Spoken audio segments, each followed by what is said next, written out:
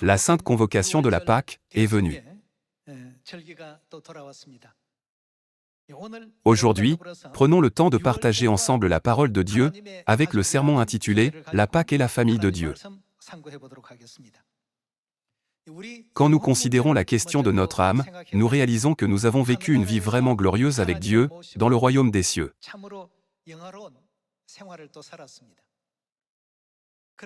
Cependant, selon les enseignements de la Bible, nous sommes les anges qui ont commis des péchés dans le ciel en étant séduits et piégés par les méchants stratagèmes de Satan. Par conséquent, nous avons été chassés sur cette terre.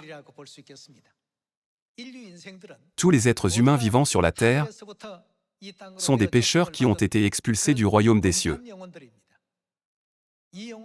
Afin de leur accorder le pardon des péchés et de les ramener dans la maison céleste éternelle, Dieu est venu sur cette terre et a établi la vérité de la Pâque de la Nouvelle Alliance. C'est pourquoi personne ne peut entrer dans le royaume des cieux sans avoir célébré la Pâque. C'est pour cette raison qu'aujourd'hui, en tant que membres de la famille céleste, nous allons étudier attentivement la Bible et examiner les enseignements sur la Pâque, où Dieu a promis le pardon des péchés et la vie éternelle.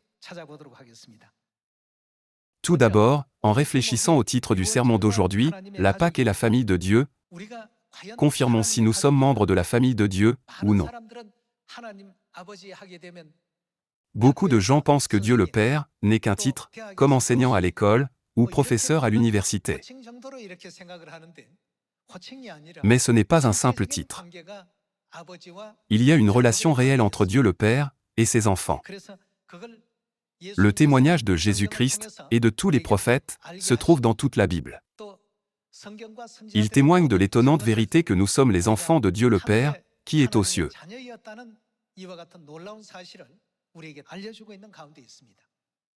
Beaucoup de gens ne savent pas à quel point il est important et honorable de devenir un enfant de Dieu, ni le rôle et la responsabilité que cela implique.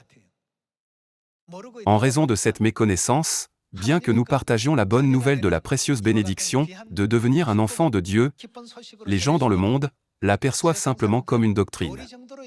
Ce que nous prêchons est en fait la vérité absolue. Nous les informons de ce qu'est la vérité. Puisque Dieu est notre Père, nous prêchons que Dieu est notre Père. Puisque nous sommes les enfants de Dieu, nous éclairons les autres sur notre véritable identité, en tant qu'enfants de Dieu. Confirmons ensemble cette question par la Bible. Tout d'abord, confirmons la relation qui existe entre le ciel et la terre à travers Hébreux chapitre 8. Dans Hébreux chapitre 8, verset 5, il est écrit: Il célèbre un culte, image et ombre des choses célestes. Non seulement le sanctuaire de l'Ancien Testament, mais aussi le monde dans lequel nous vivons aujourd'hui, est une image et une ombre des choses célestes. Puisque le titre du sermon d'aujourd'hui est la Pâque et la famille de Dieu, confirmons cette question par la Bible. Le système familial qui existait à l'origine au ciel se reflète-t-il fidèlement sur cette terre? Nous devons croire à tous les enseignements écrits dans la Bible. Puisque nous ne pouvons pas observer le monde des micro-organismes à l'œil nu, quel type d'outils utilisons-nous pour le faire? Nous utilisons un microscope. Grâce au microscope, ces êtres minuscules deviennent facilement visibles. Quelqu'un prétendrait-il que les bactéries, les amibes ou les germes n'existent pas parce qu'ils ne sont visibles qu'au microscope? Ah, c'est sûrement faux, parce que je ne peux pas le voir de mes propres yeux. Y a-t-il quelqu'un qui prétendrait ainsi? Bien sûr que non. De même, à travers quel type de microscope pouvons-nous observer le monde spirituel? Nous devons l'examiner à travers le microscope, appelé la Bible. Si nous croyons tout ce qui apparaît au microscope, mais que nous ne pouvons pas croire les choses du monde spirituel, dont la Bible témoigne, ne serait-ce pas incohérent? La Bible nous enseigne que le sanctuaire terrestre, ainsi que le système familial, sont une image et une ombre des choses célestes. Vérifions donc si les choses de la terre s'alignent sur celles du ciel en examinant les enseignements dans Hébreux chapitre 12, verset 9. Nous devons croire au monde spirituel dont la Bible témoigne. Comme il n'est pas visible à l'œil nu, beaucoup de gens pensent à tort, le monde spirituel n'existe pas, donc Dieu n'existe pas non plus. Frères et sœurs, regardons de près les scènes que Dieu nous a révélées à travers la Bible, qui est notre microscope spirituel. Chapitre 12, verset 9. D'ailleurs, puisque nos pères selon la chair nous ont châtiés, et que nous les avons respectés, ne devons-nous pas à bien plus forte raison nous soumettre à qui? Au Père des esprits, pour avoir la vie?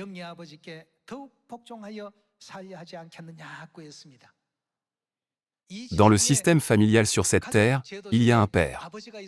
De même, qui existe dans le monde spirituel, le royaume des cieux? On dit qu'il y a le Père des esprits. Passons à Matthieu chapitre 6. Dans Matthieu chapitre 6, verset 8, Jésus a dit: « Ne leur ressemblez pas, car qui sait? Votre Père sait de quoi vous avez besoin, avant que vous le lui demandiez. Voici donc comment vous devez prier, notre Père qui es aux cieux. »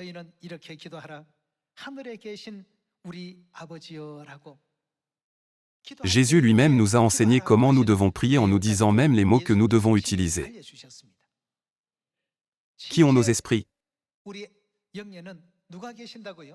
Nous avons le Père de nos esprits. C'est une vérité absolue. À travers la Bible, Dieu nous fait savoir que Dieu est notre Père spirituel. Alors, si un homme est un père, qui peut l'appeler Père? Qui doit également exister?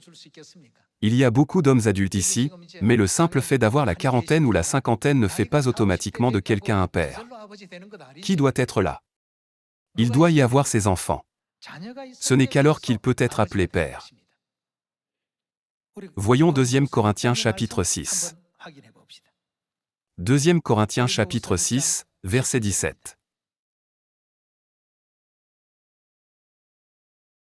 C'est pourquoi, sortez du milieu d'eux, et séparez-vous, dit le Seigneur, ne touchez pas à ce qui est impur, et je vous accueillerai. Je serai pour vous, qui sera Dieu pour nous, un Père, et vous serez pour moi, qui serons-nous pour Dieu, des fils et des filles. Qui a dit ces paroles? Continuons à lire. Qui a dit ces paroles? Dit le Seigneur Tout-Puissant. Dieu a déclaré, « Je serai pour vous un père, et vous serez pour moi des fils et des filles. » En d'autres termes, vous serez mes enfants. C'est ce que Dieu a dit. Ce ne sont pas les paroles de n'importe qui, mais les paroles prononcées par Dieu lui-même, qui ont été écrites textuellement dans la Bible. Comme un père, un fils et une fille existent sur cette terre, il y a sans aucun doute Dieu le Père, ses fils et ses filles dans le ciel, le monde spirituel. Ce n'est pas la fin de cette relation. Parmi les membres de la famille sur cette terre, n'y a-t-il pas aussi une mère? Alors, ne devrait-il pas y avoir aussi quelqu'un dans le monde spirituel? Ce n'est qu'alors qu'il serait logique de dire que les choses terrestres sont une image et une ombre des choses célestes. Voyons Galates chapitre 4, verset 26. Mais la Jérusalem d'en haut, indique ici, aux cieux. Par conséquent, la Jérusalem qui est aux cieux, est libre, c'est, qui est-ce, notre mère. Cette mère ne désigne pas notre mère physique.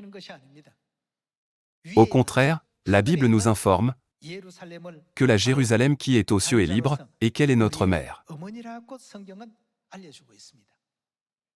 La Bible nous éveille également au fait qu'il existe un Père spirituel, des fils et des filles spirituels, et même une mère spirituelle, c'est-à-dire Mère céleste, qui nous accorde la vie spirituelle.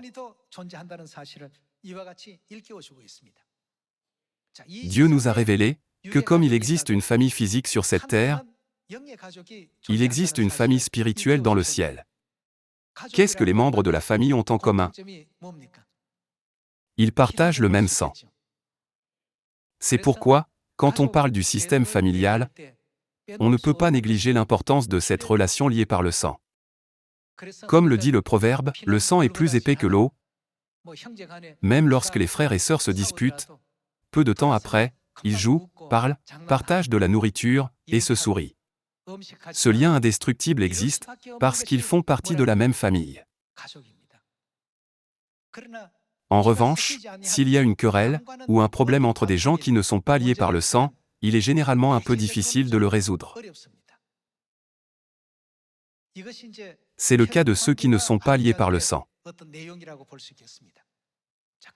Qu'en est-il des membres de la famille spirituelle? Ils sont spirituellement liés par le sang. Quelle vérité Dieu a-t-il établie sur cette terre, afin que nous ne l'oublions pas?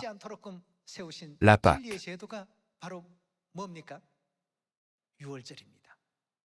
Par conséquent, la Pâque ne peut être établie que par le sang. De l'Ancien Testament au Nouveau Testament, la Bible a témoigné de cette question par des versets tels que « Sans effusion de sang, il n'y a pas de pardon, tout est purifié avec du sang, et vous avez été rapprochés par le sang. » Dieu a permis de nombreux sacrifices d'animaux, et a associé l'effusion du sang à la rédemption. C'est pourquoi, lorsque Dieu appelle le peuple céleste, il le lui rappelle en disant « Quiconque veut recevoir le pardon des péchés, doit revenir à la Pâque de la Nouvelle Alliance. » Ainsi, la Pâque est une vérité qui ne peut être observée que par la famille de Dieu et par personne d'autre.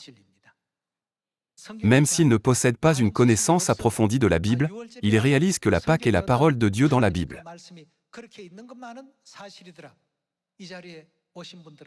Je crois que ceux qui sont ici aujourd'hui ont reçu de Dieu les yeux qui voient, les oreilles qui entendent et le cœur qui comprend. C'est pourquoi aucun d'entre nous ne doit perdre ce chemin glorieux.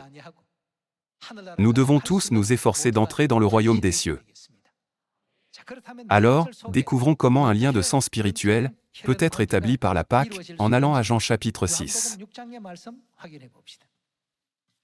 Jean chapitre 6, verset 53. Voyons le verset 53. Jésus leur dit, en vérité, je vous le dis, si vous ne mangez la chair du Fils de l'homme, et si vous ne buvez son sang, vous n'avez point la vie en vous-même.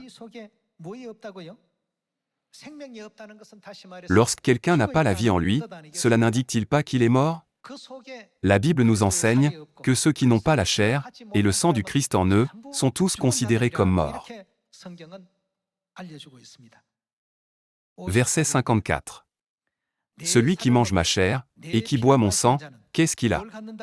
À la vie éternelle, et je le ressusciterai au dernier jour.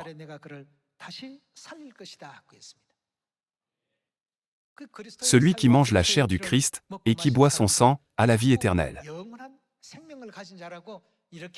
Jésus nous révèle cette vérité, à travers la Bible, que nous pouvons considérer comme un microscope spirituel.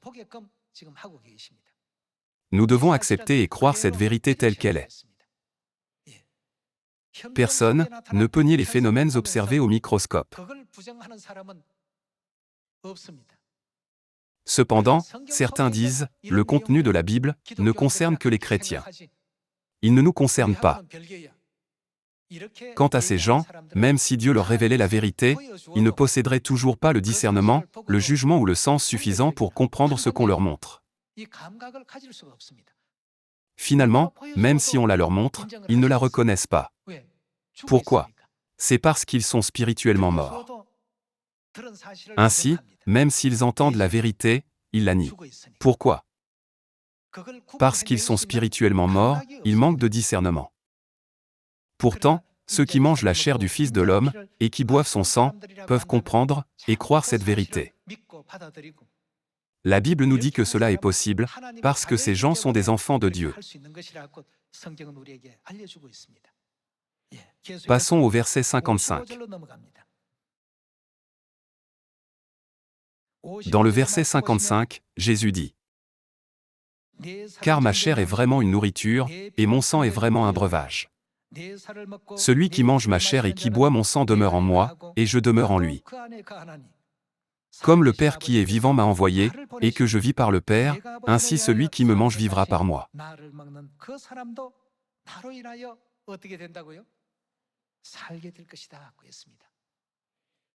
Les personnes dans le coma, ou décédées, ne peuvent pas apprécier une belle musique, aussi enchanteresse soit-elle, et ne peuvent pas non plus considérer des scènes magnifiques, comme belles.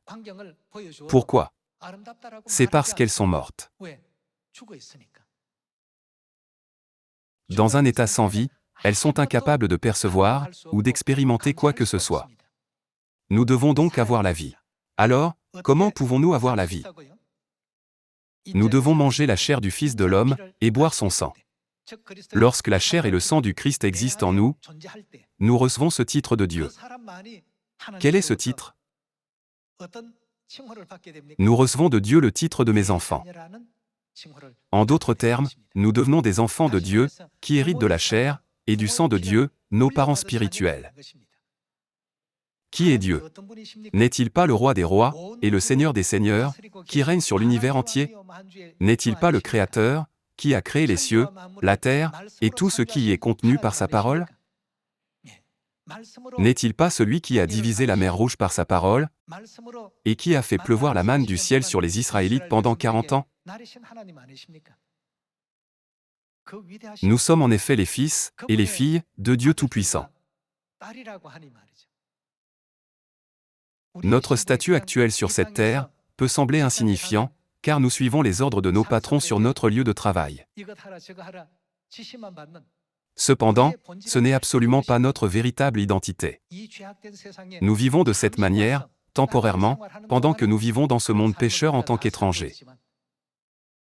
Mais que nous arrivera-t-il lorsque notre nature inhérente, en tant que membre de la famille de Dieu, sera révélée? Nous ne recevrons pas seulement la louange et l'honneur, mais nous serons aussi la tête de toutes les nations, et non la queue. C'est Dieu qui nous a fait cette promesse.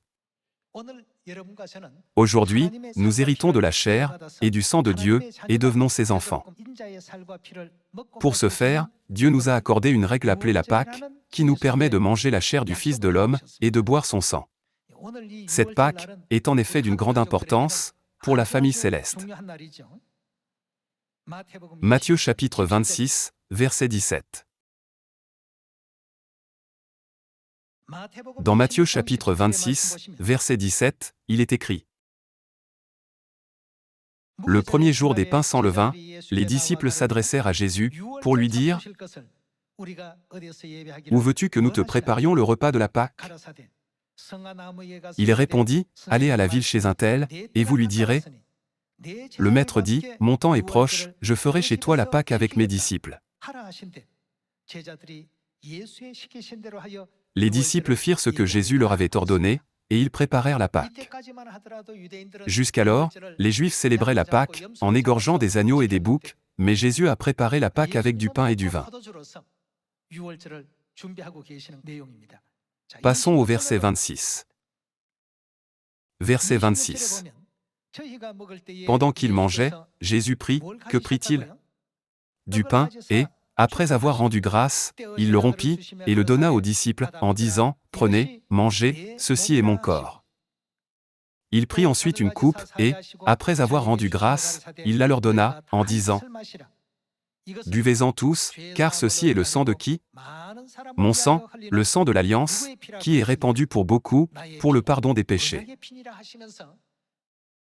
Le pain de la Pâque représente le corps sacré du Christ, et le vin de la Pâque représente le sang que le Christ a versé sur la croix. Il a dit: Ceci est mon sang, le sang de l'Alliance, qui est répandu pour beaucoup, pour le pardon des péchés. Qu'a-t-il dit de ceux qui n'ont pas sa chair et son sang? Ils n'ont pas la vie. Ils sont considérés comme morts, tandis que ceux qui ont sa chair et son sang ont la vie éternelle.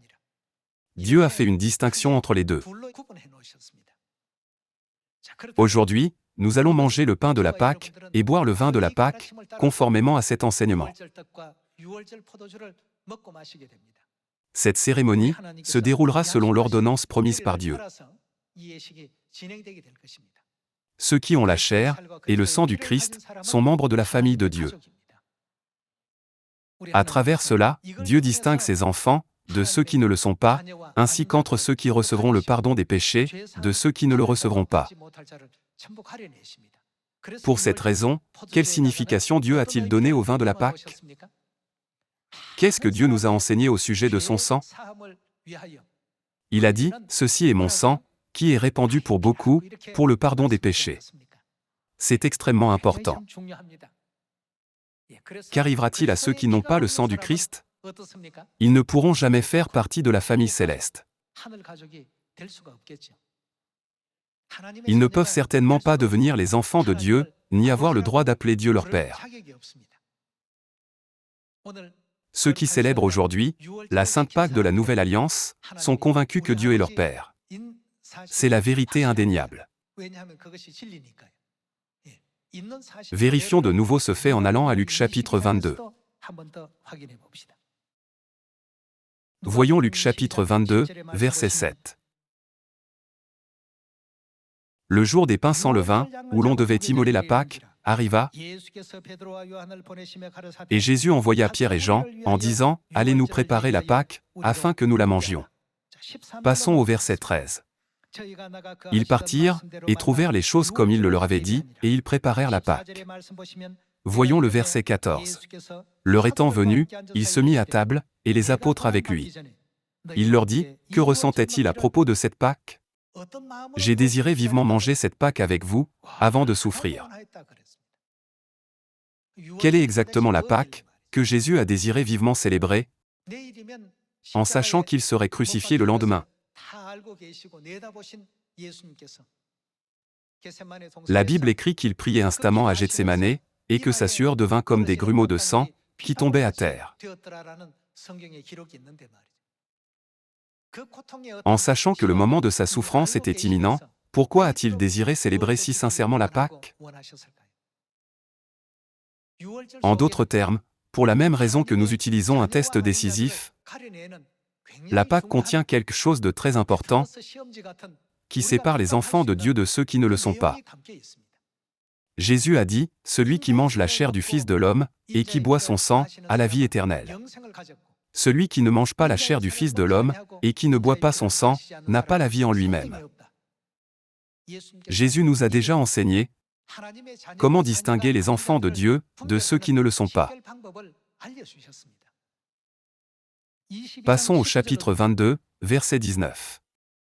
Ensuite il prit du pain, et, après avoir rendu grâce, il le rompit, et le leur donna, en disant, « Ceci est mon corps, qui est donné pour vous, le Christ nous a donné le pain de la Pâque comme sa chair. Faites ceci en mémoire de moi. » Il prit de même la coupe, après le souper, et la leur donna, en disant, « Cette coupe, qu'est-ce que c'est? Est la nouvelle alliance en mon sang, qui est répandue pour vous. » Si la Pâque de la Nouvelle Alliance n'était pas apparue, nous aurions risqué de perdre notre statut d'enfant de Dieu dans le ciel pour toujours. Si un enfant commet une mauvaise action, ses parents peuvent lui dire « Je vais te renier ». Ils menacent d'annuler les liens du sang. Telle était notre situation. Mais comment Dieu a-t-il rétabli cette relation entre nous? Il l'a rétablie par le pain et le vin de la Pâque. Dieu a ouvert le chemin de la vérité appelée la Nouvelle Alliance. Beaucoup de gens dans le monde considèrent ces enseignements de la Bible comme absurdes. Ils sont comme quelqu'un qui prétend « les amibes et les bactéries ne peuvent être vues qu'au microscope. Elles n'existent donc pas parce qu'elles sont invisibles à l'œil nu. » Ils portent ce genre de jugements erronés. C'est pourquoi Jésus a déclaré que ces gens sont spirituellement morts. Pourquoi ne peuvent-ils pas discerner correctement? Pourquoi sont-ils incapables de porter des jugements corrects? C'est parce qu'ils sont morts. Qu'en est-il des vivants? Ils croient. Alors, comment traitent-ils le pain et le vin, la Pâque et la Nouvelle Alliance? N'acceptent-ils pas, ne reçoivent-ils pas, et ne croient-ils pas toutes les vérités? La Pâque que nous célébrons aujourd'hui est la vérité ultime qui nous lie de nouveau à Dieu. Grâce à la Pâque, nous retrouvons notre droit d'être ses enfants. Pour ce faire, le Christ n'est-il pas devenu la réalité du sacrifice d'expiation offert sur l'autel des holocaustes pendant la longue période de 1500 ans de l'Ancien Testament?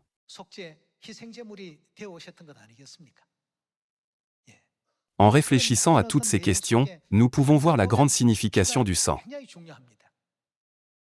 Pour cette raison, ceux qui ont la chair et le sang de Dieu en eux-mêmes peuvent appeler Dieu Abba, Père. Ils sont les seuls à avoir ce droit. Voyons 1 Corinthiens chapitre 10, verset 16. Chapitre 10, verset 16.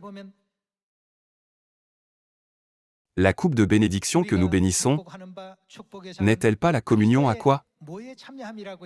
Au sang de Christ? Le pain que nous rompons, n'est-il pas la communion au corps de Christ? Qu'est-ce que cette coupe de bénédiction, qui participe au sang du Christ, et le pain que nous rompons qui participe au corps du Christ? C'est le pain et le vin de la Pâque. Le vin de la Pâque n'est-il pas la communion au sang du Christ? Et le pain de la Pâque n'est-il pas la communion au corps du Christ? Cela peut sembler être une expression négative, mais ce n'est pas le cas. Ce passage explique que nous participons au sang du Christ et au corps du Christ par le pain et le vin de la Pâque.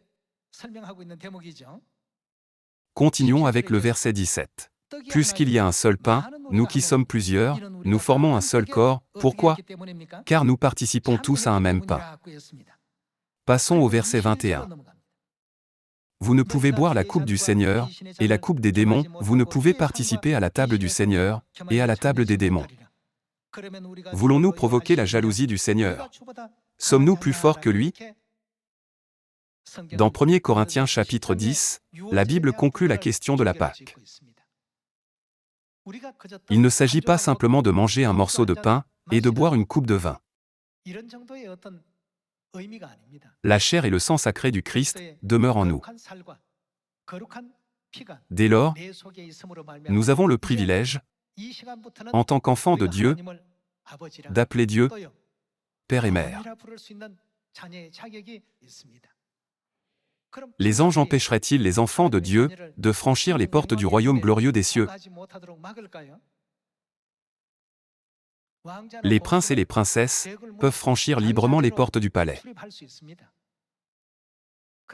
Cependant, ceux qui sont considérés comme suspects, peuvent-ils franchir librement les portes du palais? Leur identité est vérifiée pour déterminer s'ils appartiennent au royaume ou non. Quelle est la cérémonie par laquelle nous pouvons participer au corps du Christ et à son sang?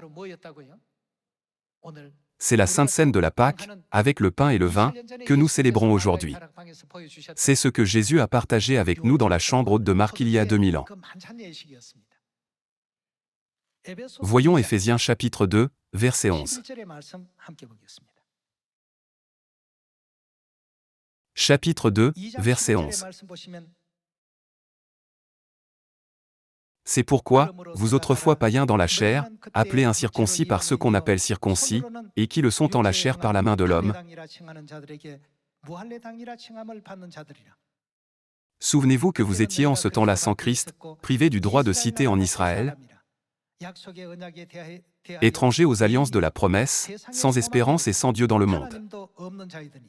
Mais maintenant, en Jésus-Christ, vous qui étiez jadis éloignés, vous avez été rapprochés. Par quoi avons-nous été rapprochés? Par le sang de Christ. Bien sûr, le sang du Christ englobe plusieurs significations, telles que le sacrifice du Christ et sa mort. Pourtant, on peut dire que la famille est très dépendante du sang. Ils sont liés par le sang, une lignée familiale. C'est une question extrêmement importante. Verset 14. Car il est notre paix, lui qui des deux n'en a fait qu'un, et qui a renversé le mur de séparation, l'inimitié, ayant anéanti par sa chair la loi des ordonnances dans ses prescriptions. Il a voulu créer en lui-même avec les deux un seul homme nouveau, en établissant la paix. Verset 16. Et les réconcilier avec Dieu l'un et l'autre en un seul corps, par la croix, en détruisant par elle l'inimitié. Passons au verset 19. Ainsi donc, vous n'êtes plus des étrangers, ni des gens du dehors, mais vous êtes concitoyens des saints, quoi? Gens de la maison de Dieu. Ceux qui sont liés par le sang sont désormais gens de la maison de Dieu. Dans la version Bible en français courant, il est écrit « Vous êtes maintenant concitoyens des membres du peuple de Dieu, vous appartenez à la famille de Dieu. » Alors, qu'est-ce qui fait de nous la famille de Dieu? Soyons un peu plus précis. La Bible nous enseigne que nous sommes devenus membres de la famille de Dieu par le sang de la vérité de la Pâque de la Nouvelle Alliance. Par conséquent, nous pouvons dire avec confiance que la Pâque que nous célébrons aujourd'hui est la nouvelle d'espoir la plus bénie pour toute l'humanité, c'est-à-dire l'Évangile. Cette nouvelle doit être connue de tous les gens, afin que davantage d'âmes se repentent et reviennent à Dieu, non seulement lors de la Pâque célébrée le premier mois, mais aussi le second mois. Quand nous lisons 2 Chroniques chapitre 30, nous pouvons voir que le roi Ézéchias a envoyé des coureurs dans tout Israël au nord. Qu'a-t-il proclamé à ce moment-là? Revenez à votre Dieu.